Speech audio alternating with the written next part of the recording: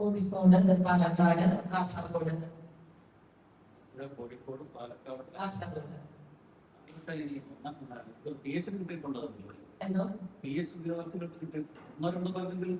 ഒരാൾക്ക് പോലും സീറോ ആണ്. വയനാട്, കണ്ണൂർ ഓരോ ആളുകളുടെ അഭ്യർത്ഥന. പിന്നെ മറ്റുള്ള ജില്ലകളിലെ സമാനമായിട്ട്, അതായത് ഡൽഹിയിലുണ്ടാവുന്ന നിയമനങ്ങൾ മാത്രമേ നടന്നിട്ടുള്ളൂ. ഇങ്ങനെ ഇരിക്കെ ഇപ്പൊ അടുത്ത നോട്ടിഫിക്കേഷൻ വരികയാണ് ഡിസംബറിൽ. എങ്ങനെയാണ് പരീക്ഷ നടത്തുന്നത് എന്നുള്ളൊരു ചോദ്യമുണ്ട്. കാരണം ഇത്രയും ഉദ്യോഗാർത്ഥികൾ, 11,000-ൽ കൂടുതൽ ഉദ്യോഗാർത്ഥികൾ ഈ പരീക്ഷ എഴുതിയത് ജോലി കിട്ടുന്നുള്ള ഉറപ്പുകൊണ്ടാണ്. അതിലിപ്പോ പൂർണ്ണമായി കിട്ടിയില്ലെങ്കിലും കഴിഞ്ഞ ലിസ്റ്റ് കമ്പയർ ചെയ്തിട്ടാണ് എല്ലാവരും പരീക്ഷയ്ക്ക് ജില്ല തിരഞ്ഞെടുക്കുന്നതും അതുപോലെ നോട്ടിഫിക്കേഷൻ വരുന്ന ജില്ല തിരഞ്ഞെടുക്കുന്ന പരീക്ഷ എഴുതുന്നതും ഒക്കെ. അങ്ങനെയുള്ള കാലത്ത് ഇപ്പൊ നമ്മള് നേരിടുന്ന ഒരു പ്രശ്നം കുട്ടികളുടെ കുറവാണ്. ബർത്ത് റേഷ്യോ കുറയുന്നതോ എന്നുള്ളത് വലിയൊരു വെല്ലുവിളിയാണ്. അതിനിടയിൽ അൺഎയ്ഡഡ് സ്കൂളുകളുടെ ആധിക്യം, ഇതൊക്കെ നിയന്ത്രിക്കേണ്ടത് സർക്കാരാണ്. അത് ഉദ്യോഗാർത്ഥികൾക്ക് ചെയ്യാൻ പറ്റുന്ന വിഷയമല്ല. പിന്നെ ഒരു വിദ്യാഭ്യാസ മേഖലയിൽ എന്തെങ്കിലും ഒരു പ്രശ്നം നേരിടുമ്പോൾ കൃത്യമായിട്ട് അത് പഠിക്കാനായിട്ട് ഒരു കമ്മീഷൻ നിയോഗിക്കുക, അതിന് വേണ്ട നടപടികൾ കൈക്കൊള്ളുക എന്നുള്ളതൊക്കെ സർക്കാർ ഏറ്റെടുക്കേണ്ട ഉത്തരവാദിത്വമാണ്. അത് ഏറ്റെടുക്കാതെ അതെല്ലാം വിദ്യാർത്ഥികളുടെ മേലെ നിശ്ചയിപ്പിക്കുന്നതിന് യാതൊരു കാര്യമില്ല. അതിനുവേണ്ട ആക്ഷൻ എടുക്കണം. അതിന് വേണ്ടിയിട്ടാണ് ഇപ്പോ സമരത്തിലേക്ക് കടക്കേണ്ട ഒരു അവസ്ഥ വന്നത്.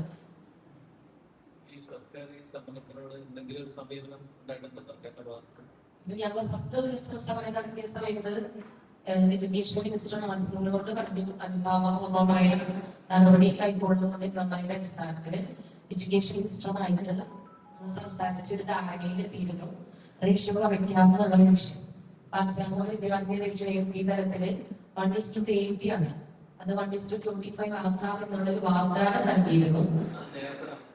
ഈ 10 ദിവസം കഴിഞ്ഞ ശേഷം അതായത് ഞങ്ങൾ 6-ാം തീയതി സമരം സ്റ്റാർട്ട് ചെയ്ത് 15-ാം തീയതി മിനിസ്റ്ററുമായിട്ട് സംസാരിക്കുന്ന സമയത്ത് ധാരണയിലെത്തിയ വിഷയമാണ് റേഷ്യോ കുറയ്ക്കാം. റേഷ്യോ കുറച്ചെങ്കിൽ മാത്രമേ ഇതിനകത്ത് ഒരാളുടെ നിയമനമെങ്കിലും നടത്തുള്ളൂ.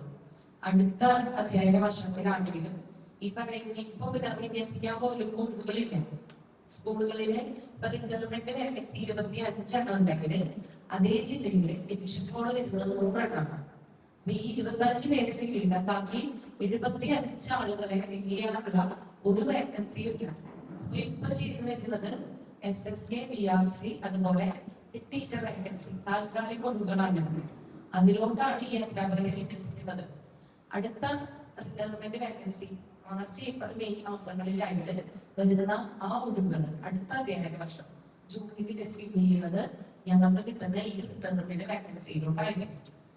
അപ്പൊ ഈ പറഞ്ഞ ഇപ്പൊ 25 ആളുകളുണ്ട്. ആ 75 ആളുകളെ അടുത്ത വരുന്ന റിട്ടയർമെന്റ് വേക്കൻസിയിലോട്ട് ഫില്ല് ചെയ്യും. അപ്പൊ എങ്ങനെയാണ് ഒരു നിയമന സാധ്യമാവുക? ഈ വർഷം ഫോളോ വരുന്ന ടീച്ചേഴ്സിനെ ഫില്ല് ചെയ്യാൻ ഒഴിവില്ല. ഇവരെ എടുത്തു വെച്ച് അടുത്ത വർഷത്തേക്ക് വീണ്ടും ഫില്ല് ചെയ്യാനായിട്ട് നിൽക്കുകയാണ്. ഇതിനകത്തൊരു ആക്ഷൻ ഉണ്ടാവണം. അല്ലെങ്കിൽ ഇനി ഒരു നിയമനമെങ്കിലും സാധ്യമാണെങ്കിൽ ലക്ഷ്യം കുറച്ചാൽ മാത്രമേ കഴിയൂ. നമ്മൾ വെച്ചൊരു ഡിമാൻഡ് എല്ലാ സ്കൂളിലും ഇത് നടപ്പിലാക്കണമെന്നല്ല. ഫോള് വരുന്ന സ്കൂളുകളിലെങ്കിലും റേഷ്യോ കുറച്ച് അധ്യാപകര് പുറത്ത് പോവാതെ അവരെ അവിടെ തന്നെ സംരക്ഷിക്കണം എന്നുള്ളതാണ്. എങ്കിൽ മാത്രമേ നമ്മുടെ റിട്ടയർമെന്റ് വേക്കൻസികൾ നമുക്ക് കിട്ടിക്കിട്ടും. അതാണ് നമ്മുടെ ഡിമാൻഡ്. പക്ഷെ നാളിതുവരെ ആയിരിക്കും ഞങ്ങൾ അവിടെ നിന്ന് സമരത്തിൽ നിന്ന് പിന്മാറിയിട്ടില്ല. നേരത്തെ വ്യാപക നിരാഹാര സമരമായിരുന്നു. പക്ഷെ ഇത് ഫോളോ അപ്പ് ചെയ്യണം എന്നുള്ള രീതിയിൽ നമ്മളിപ്പോൾ സമരമായിട്ട് അവിടെ കണ്ടിന്യൂ ചെയ്യുന്നുണ്ട്.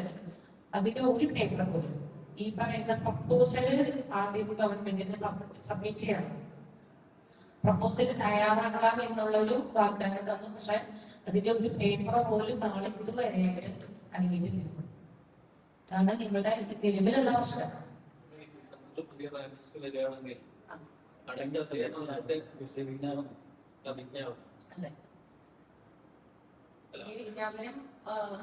ഇനിയൊരു പുതിയ വിജ്ഞാപനത്തിന്റെ ആവശ്യമുണ്ടോ?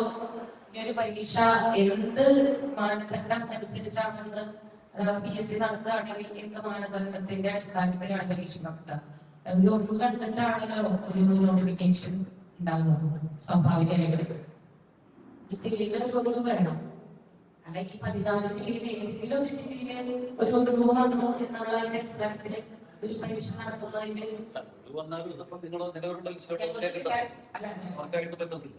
ഒഴിവ് കാണും. ഇപ്പോഴും നിലവിലും ഞാൻ പറയുന്നത് നിലവിലും ഒഴിവുകളുണ്ട്. ആ ഒഴിവുകൾ എടുത്ത് വെച്ചിരിക്കുന്നത് പുറത്ത് പോകുന്ന ആളുകളെ ഫില്ല് ചെയ്യാനുള്ള ഒഴിവായിട്ട് എടുത്തു വെക്കുകയാണ്. അല്ലാതെ മറ്റു തസ്തികയില് ഒരു ഒഴിവ് വരുമ്പോ 24 മണിക്കൂറിനുള്ളിൽ റിപ്പോർട്ട് ചെയ്യുന്ന പോലെ നമ്മുടെ ഒഴിവുകൾ റിപ്പോർട്ട് ചെയ്യാൻ പറ്റില്ല. മാർച്ച്, ഏപ്രിൽ, മെയ് മാസങ്ങളിൽ വരുന്ന എല്ലാ ഒഴിവും എടുത്ത് വെച്ച് ജൂൺ 6th വർക്കിംഗ് ഡേ തലേന്നായി പൂർത്തിയാക്കിയതിനു ശേഷം പുറത്തു പോകുന്ന അധ്യാപകരെ ജൂലൈ 15 വരെ എന്ന് പറഞ്ഞാൽ ഈ പറയുന്ന 1.5 മാസം ആ ഒഴിവ് അവിടെ തന്നെ ഉണ്ട്. ആരും ഫില്ല് ചെയ്യുന്നില്ല. മറിച്ച് ഈ പുറത്തു പോകുന്ന അധ്യാപകരെ കണക്കിലെടുത്ത് ഫില്ല് ചെയ്യാനായി മാറ്റിവെക്കുകയാണ് ചെയ്യുന്നത്. അങ്ങനെ ചെയ്തുകൊണ്ട് അങ്ങനെ ചെയ്യുകയാണെങ്കിൽ എന്തിനാണ് PSC പരീക്ഷ നടത്തുന്നത് നമ്മുടെ ചോദ്യം.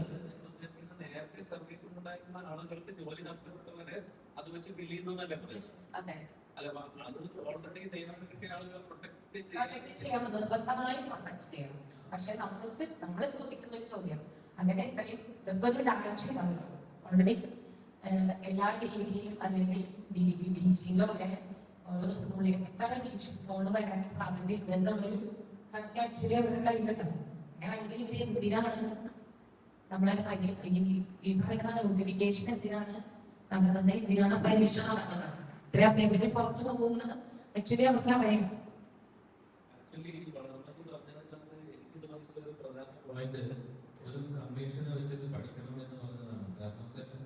ഈ വിജ്ഞാപനം വരുന്നത് എന്ന് പറയുമ്പോൾ ഭാവിയിലുള്ള ആളുകൾക്ക് കൂടി അത് ബാധിക്കുന്ന ഒരു വിഷയമാണ്. വിജ്ഞാപനം വരണം.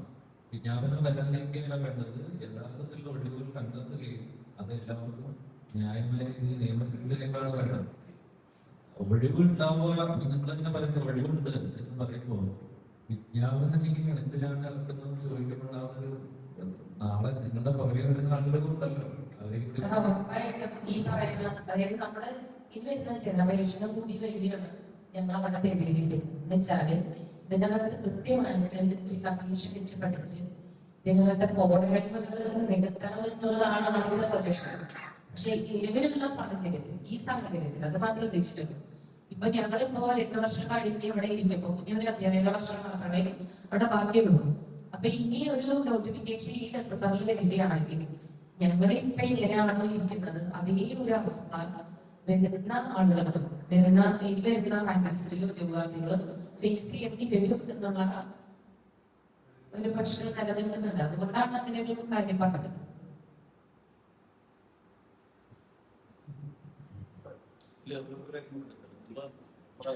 സർക്കാരിന്റെ കാലത്ത് നിങ്ങൾ ഒരു സമരം നടത്തിയായിരുന്നു. അപ്പൊ അതില് കുറച്ച് ഉറപ്പൊക്കെ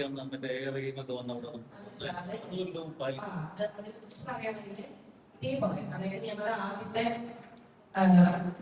റാങ്ക് ലിസ്റ്റ് വന്ന് 8 മാസം കഴിയുന്ന സമയത്ത് 10 ജില്ലയിലും ഒരാളും പോലും അപ്പോയിന്റ് ആയിരുന്നു. സെയിം അതേ അവസ്ഥയിലാണ്. കഴിഞ്ഞ ലിസ്റ്റിൽ എന്ത് സംഭവിച്ചെന്ന് പറഞ്ഞാല് കഴിഞ്ഞ ലിസ്റ്റില് ഈ പറയുന്ന വാക്കൻസികളൊന്നും പിടിച്ചു വെച്ചില്ല.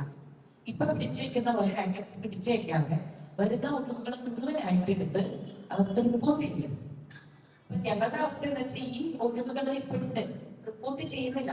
അവര് വരുന്ന ഡിവിഷൻ ഫോൺ കണ്ടുകൊണ്ട് ഈ എത്രയോ ഒഴിവുകൾ ഞങ്ങൾ പിടിച്ചു വെക്കുകയാണ് ഇപ്പൊ ചെയ്യുന്നത്. പക്ഷെ കഴിഞ്ഞ ലിസ്റ്റില് അവസാനം ആ ലിസ്റ്റുകാരുടെ ടൈം കഴിയാറായപ്പോ ആ ഒഴിവുകളൊക്കെ റിപ്പോർട്ട് ചെയ്യും.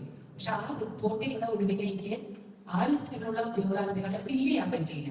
മറിച്ച് ഇതേപോലെ ഡിവിഷൻ ഫോൺ വന്നപ്പോ ആ അധ്യാപകരെ എടുത്ത് ഇവരുടെ ഒഴിവിലേക്ക് ഫില്ല് ചെയ്യും.